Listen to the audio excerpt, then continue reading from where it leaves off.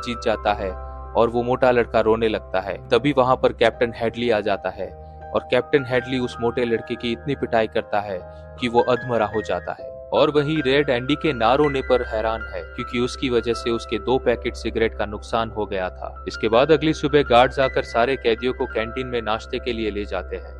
वहां एंडी के नाश्ते की प्लेट में एक कीड़ा निकलता है और तभी एंडी की बगल में बैठा एक बूढ़ा कैदी जिसका नाम ब्रूक्स है, वो उसे वो कीड़ा लेकर अपने पंछी को खिलाता है। ब्रूक्स इस जेल में 40 साल से ज्यादा वक्त से है और वो इस जेल की लाइब्रेरी संभालता है। और तभी हेवुड वहां पर आता है जो अपनी शर्त जीतने पर बहुत खुश है। तभी हेवुड वहां एक दूसरे कैदी से जिसकी ड्यूटी उस वक्त उस अस्पताल में लगी थी जहां उस मोटे लड़के को ले जाया गया था, उससे उसके बारे में पूछता है। तब पता चलता है कि सही वक्त पर इलाज ना मिलने पर वो मोटा लड़का मर चुका है। तभी एंडी वहां पर उस लड़के का पहली बार नाम पूछता है, लेकिन वहां पर किसी को भी ना उसका नाम पता है ना ही किसी को इसकी परवाह है। इसके बाद जब एंडी शावर ले रहा होता है तभी वहां पर बॉग्स नाम का एक पुराना कैदी आता है जो सिस्टर गैंग का लीडर है। और सिस्टर गैंग जेल में नए कैदियों का यौन शोषण करने के लिए मशहूर है और उन सभी की नजर अब एंडी पर है। इसके बाद एंडी रेड से जेल में एक हथौड़ी मंगवाने को कहता है। रेड को लगा कि वो बड़े हथौड़े की बात कर रहा है, लेकिन एंडी बताता है कि उसे छोटी सी छैनी जितनी हथौड़ी चाहिए। उसे पत्थर तराशने का शौक था लेकिन काम के चलते वो नहीं कर पाता था। लेकिन अब जबकि पूरी जिंदगी जेल में ही बीतने वाली है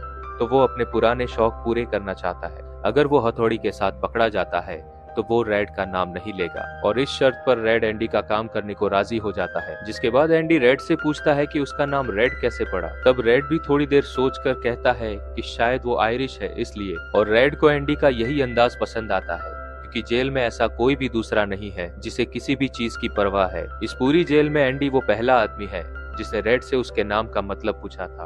और रेड को समझ में आने लगा था कि एंडी कोई आम कैदी नहीं है। लेकिन एंडी की मंगवाई हुई हथौड़ी जब जेल में आ जाती है तब हथौड़ी देखकर रेड को लगता है कि इसके सहारे भागने के लिए एंडी को 600 साल लग जाएंगे। रेड के कहने पर ब्रूक्स किताब देने के बहाने एंडी के सेल तक वो हथौड़ी पहुंचा देता है।